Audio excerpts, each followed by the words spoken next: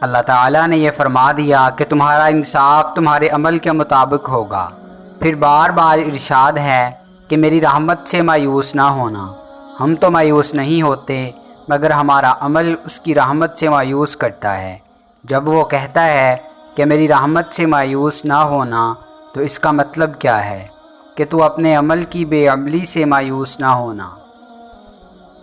جتنا اختیار آپ اپنی زندگی میں اللہ کو دیں گے اتنا اختیار اللہ کی کائنات میں آپ کو مل جائے گا۔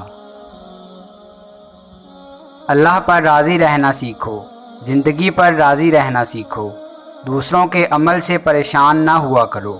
دوسروں کا کام ہی پریشان کرنا ہے۔ جس نے دوسروں کے عمل کو اپنی پریشانی نہ بنایا وہ آدمی کامیاب ہے۔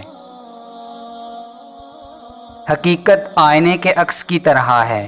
آپ قریب ہو جاؤ وہ قریب ہوتا ہے، آپ دور ہو جاؤ وہ دور ہو جاتا ہے، آپ سامنے سے ہٹ جاؤ وہ بھی ہٹ جاتا ہے۔ درود شریف اینٹی ڈپریشن میڈیسن ہے۔ غم کی بڑی کارروائی یہ ہے کہ غم تمہیں بہت ہی نرم کر دیتا ہے۔ اگر غم نہ ہو تو انسان پتھر ہی رہتا ہے۔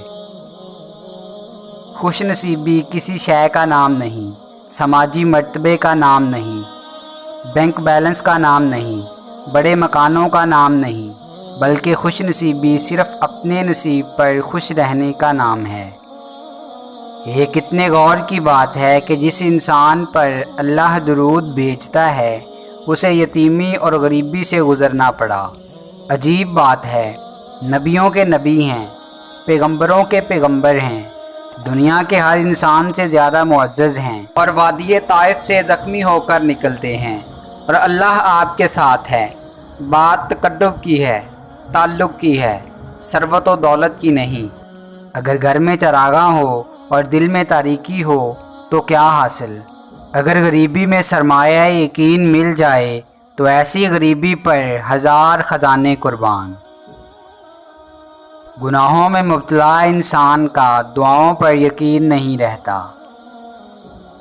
زیادہ بولنے والا انسان مجبور ہوتا ہے کہ وہ سچ اور جھوٹ کو ملا کر بولے۔